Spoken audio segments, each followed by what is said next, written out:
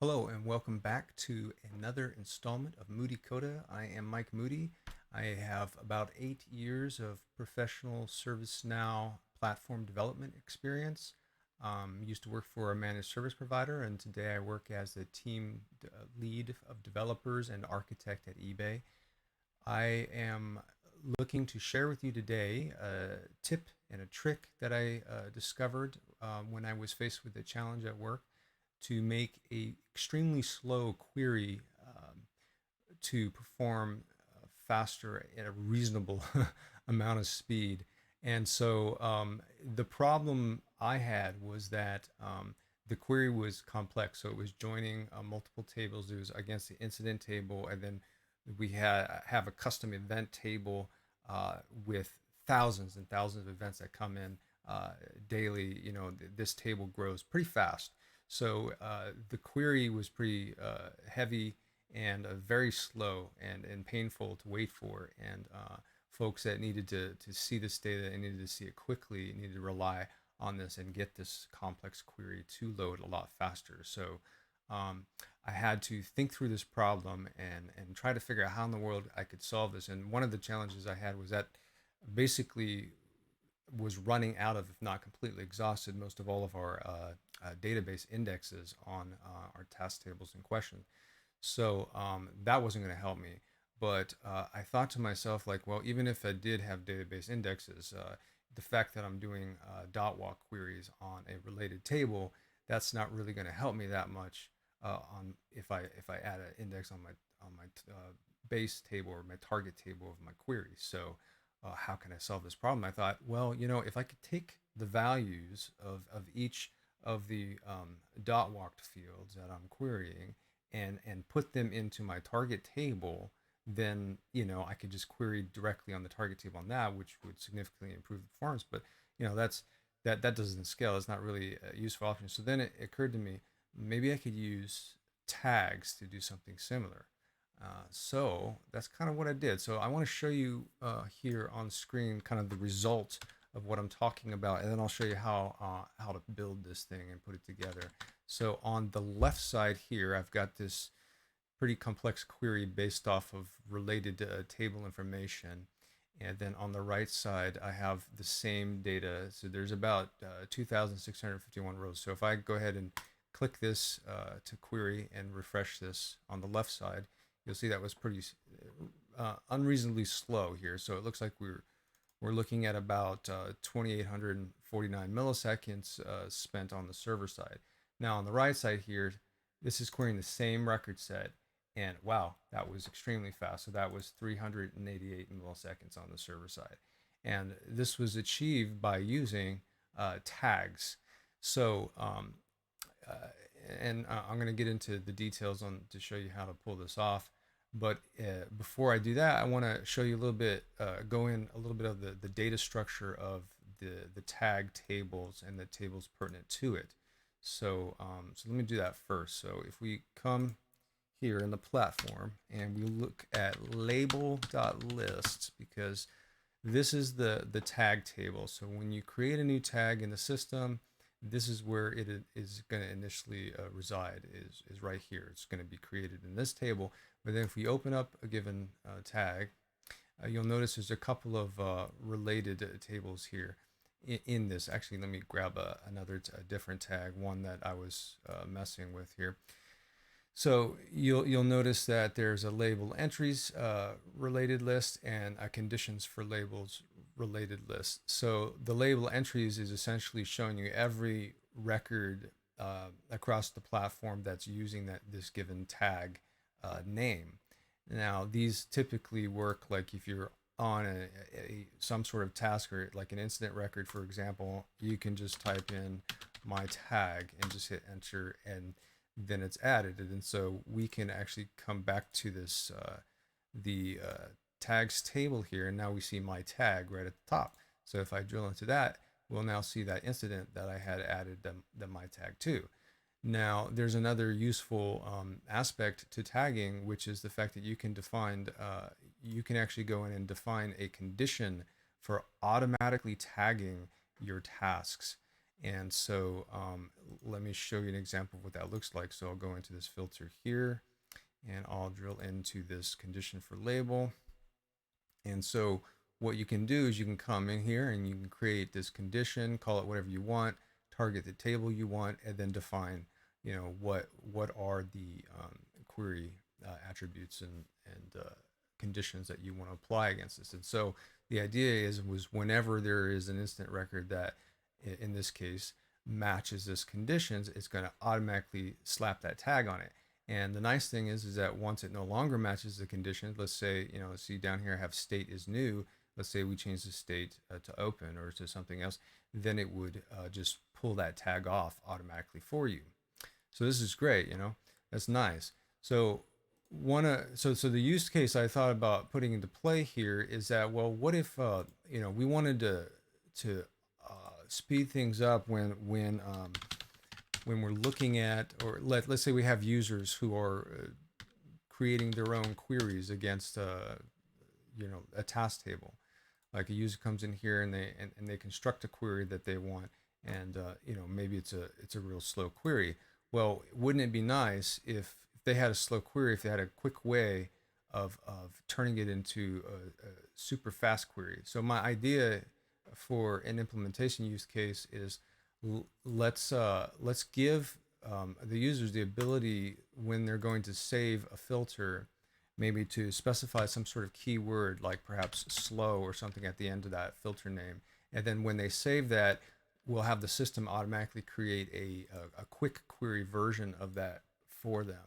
So this is what we're going to do, right? So it should be a matter of simply just writing a business rule, though it won't be a simple business rule.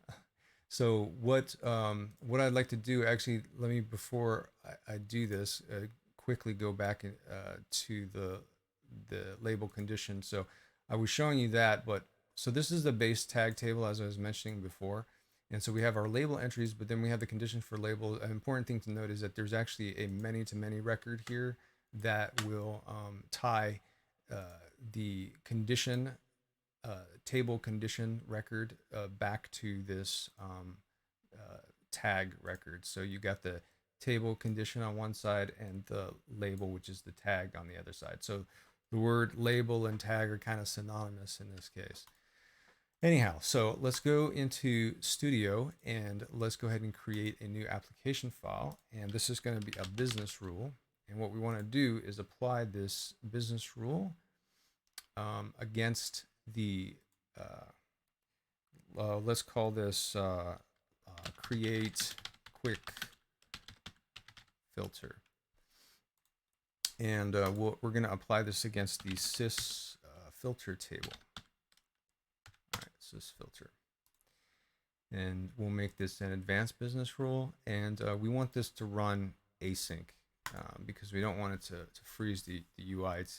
Once it starts tagging things, if it's tagging hundreds or thousands of records, that's going to be a felt impact. So we'll make it async.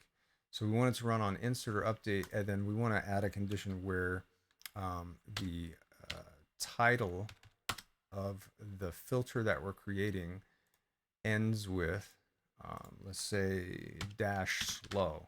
Okay, so we'll do that, and then for the code.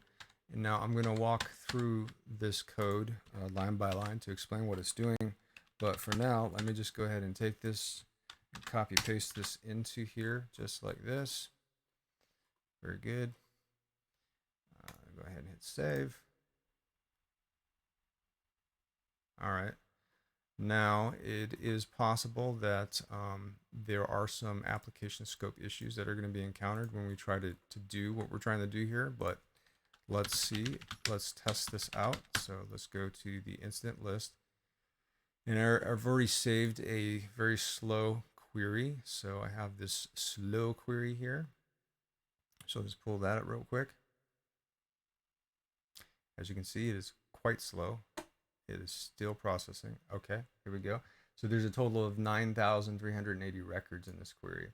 And it took a long time to render that. So 84 milliseconds. So, all right. There's that one, my tag one. So let me go ahead and pull that off now. Okay, so anyways, we got this slow query that we just made here. So now the idea is that as an end user, let's say I constructed this query by hand or what have you, and I'm going to go ahead and add that state condition we were talking about, where state is new. So we'll add that there as well. Let me just click run on that again. So I want to add some condition that we can modify on a couple sample incidents afterwards to make them go away. All right, so here we go. So now, yeah, let's just talk about the query that's being used here real quick. So as you can see, I'm actually doing some dot walk into a custom field that I created. It's a reference field called primary event, which is targeting a event table, a custom event table within the platform. That event table has over 200,000 records in it. And so some of those, subset of those have generated incidents from those events, and subset of them have not. So I'm doing multiple queries against those. That table has a class field, so I'm looking for different classes of events. It has to be one of these two is that I'm interested in.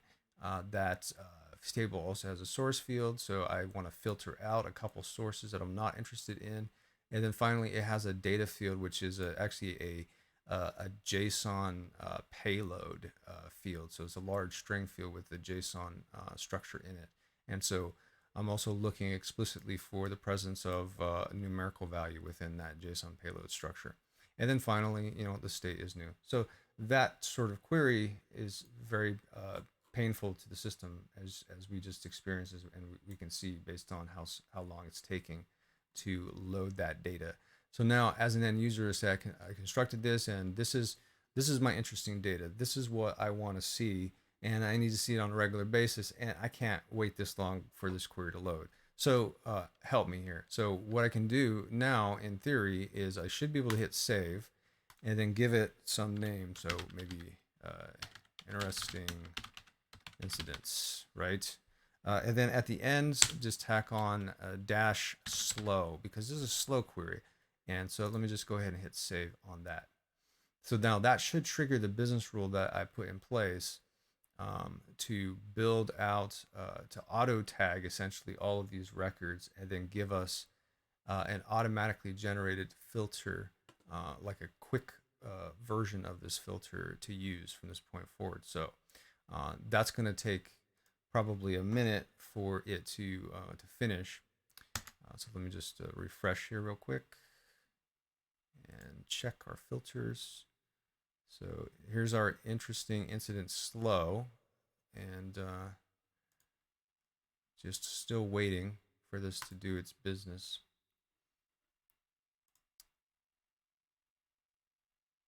Yeah, so that might just take a minute. So anyways, while that cake is cooking in the oven, let me go ahead and switch over to show start going through some of the code here, line by line for this business rule. So this business rule, we start off by defining some variables here. This is one thing that you shouldn't do, which is hard code sysID, but I was just trying to be quick for this presentation. So, but let me talk about this. So we're just setting up some empty variables here, but this is important. This is the tag name. So I'm going to start off by creating a new tag name. What are we going to call our tag? So we want it to be unique, because it's going to be only pertinent to this one query that a single user creates in the system. So what I'm doing is I'm just prefixing it with filter and underscore, that I'm just using the sysID of the slow filter that's being created in this particular case. So this is going to make it a unique tag name that can later be used for this purpose of querying, and then it won't be used anywhere else, which is the key. And then I'm setting up a variable for a hidden tags group, because here's the thing, right? If you do this and you open this up for a bunch of users and they start using it, then you're going to have a ton of tags showing up on your records that are going to look like gibberish, and you could have a whole mess of them. You could have hundreds of them or whatever, who knows.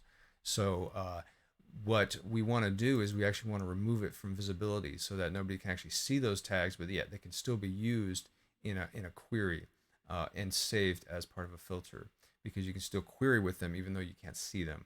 So that's what this is doing. So to do that, I set up a group in the system just called hidden tags, and it has no memberships. There's no users in that group, and this is the sys ID of that group, and I'm setting it to this.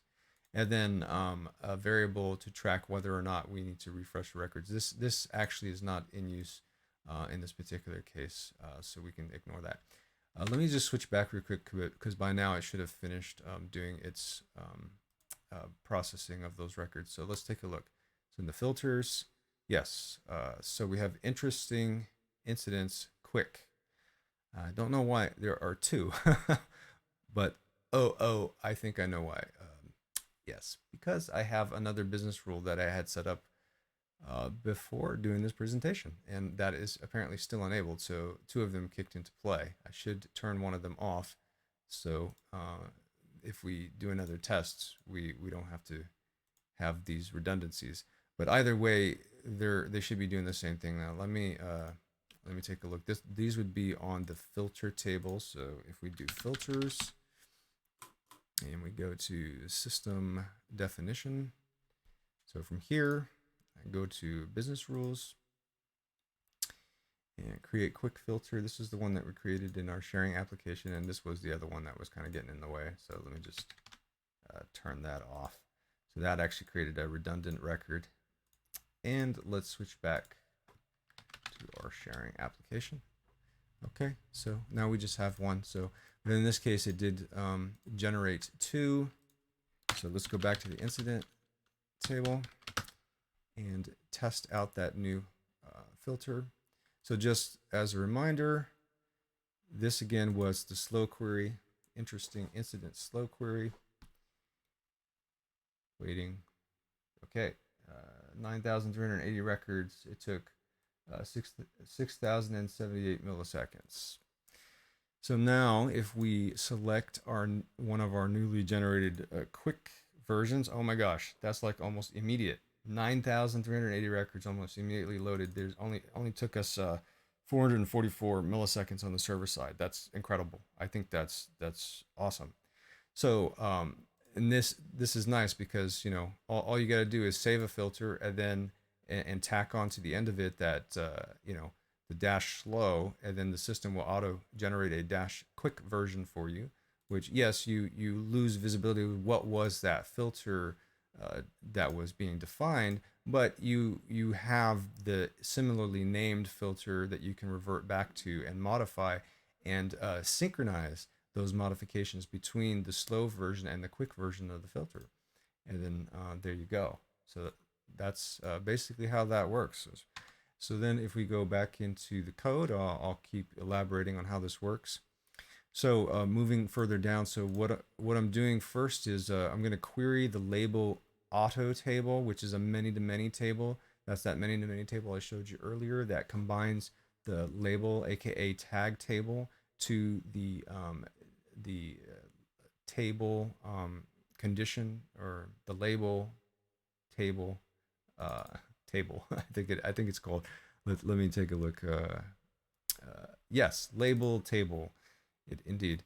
So that's what it's joining. It's joining your tag or the actual table called label to the table called label table, which is your condition table, your standing condition table. So I'm querying that one first.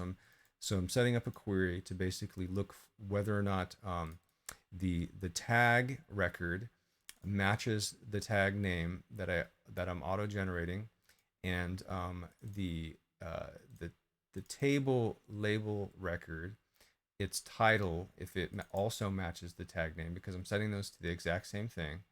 And then the table label table needs to match the currently targeted table on the filter record, which is where this business rule is applied against. So yeah, so if we look at our filter record that is here, let's go take a look at those filters again real quick. So let's see, system definition filters. So here's our interesting quick filter, and here's our interesting incident slow. So let's go ahead and open up the quick one, which is the one that was auto-generated for us. Yes, quick. So this is our filter, and so on this table record, you can see that there is a filter which defines the condition, and then there is the title here, right? And then the table. And so we were talking about the table just a moment ago. So we're querying on that to see if the table equals or matches the current table that we're for the slow filter that we're processing, because our current is our slow filter, and we're the main purpose of this is to auto generate a quick filter, but to for that quick filter to leverage the tags, we got to generate the tags first. So that's what we're doing. We're querying for those tags. So we got the label auto. We're doing a encoded query. We're adding that, and then we're going to query for it. And then this is that it exists already. So this will handle updates of the conditions. So if you go in and edit your existing slow query and you update it, then it will go in and update the conditions for the label table, which will then retag everything based on your modified conditions. And then update that, and then from here, since we already have it or it exists, we want to grab that label sysID. So this is the sysID again of the tag record we're grabbing from this if. Now on the else side here, this is where we got to do the heavy lifting. We want to first create the label, or the AKA the tag record itself. So that's the label table.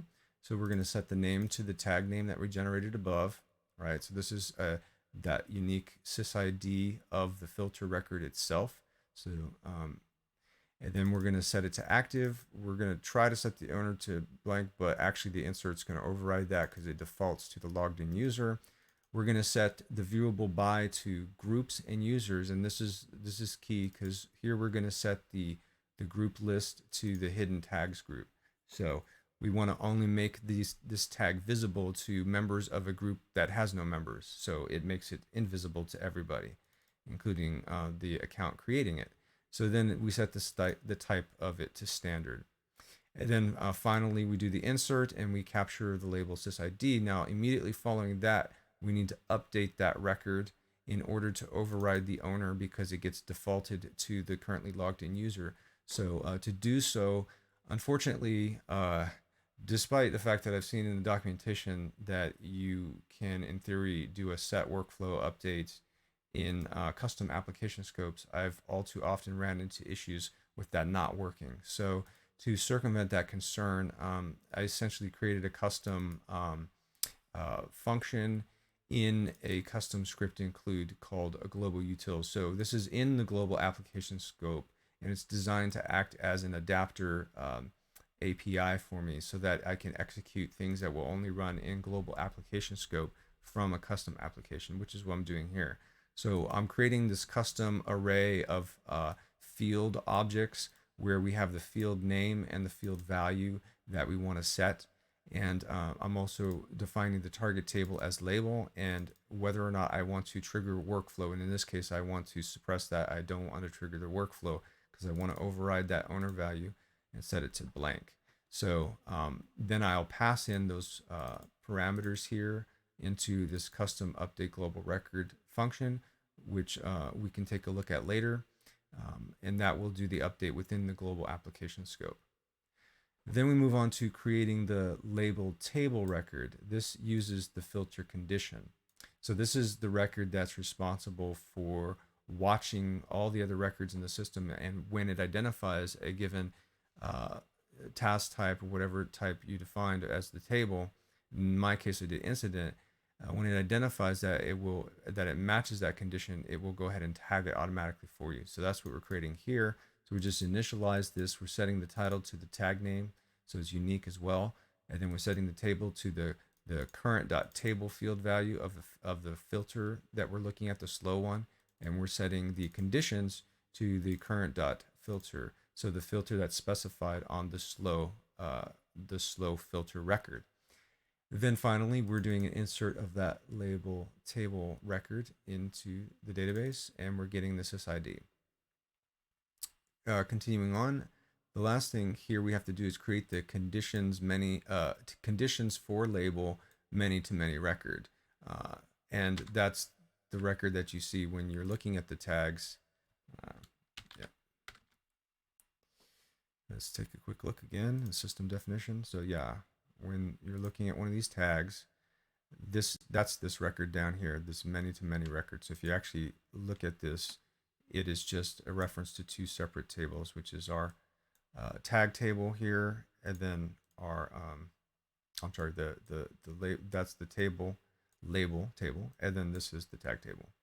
So this is many to many, and that's what we're doing here. We're just setting that to the sysid of the label, or AKA tag, and we're setting the table to the sysid of the label table record, and then we're inserting that many to many record. And then after that, once all that's done, so we got all the tagging created and in place, the last thing we want to do is finally create the new quick filter. So to do that, I'm setting the new filter name up just by simply, splitting out that dash slow from the end of the name and replacing it with a quick. And then also we got a new filter query here. You could just drop the sysid variables straight into the string. I did it a little differently, where I added sort of a variable identifier, and then I just did a replace all of that with the label sysid that we got from above. So that's the sysid of that actual tag. So we're putting that in, and this is how tags are queried within the platform, by the way. So it's sys_tag dot, and this is really weird. Then you specify the sysid of that label, aka tag record, and then equal the same value again, this sysid again. So I'm just auto constructing that in the proper format that the system expects. So that will be our new filter query. Then we go ahead and instantiate the new quick filter record. We add our custom encoded query, which is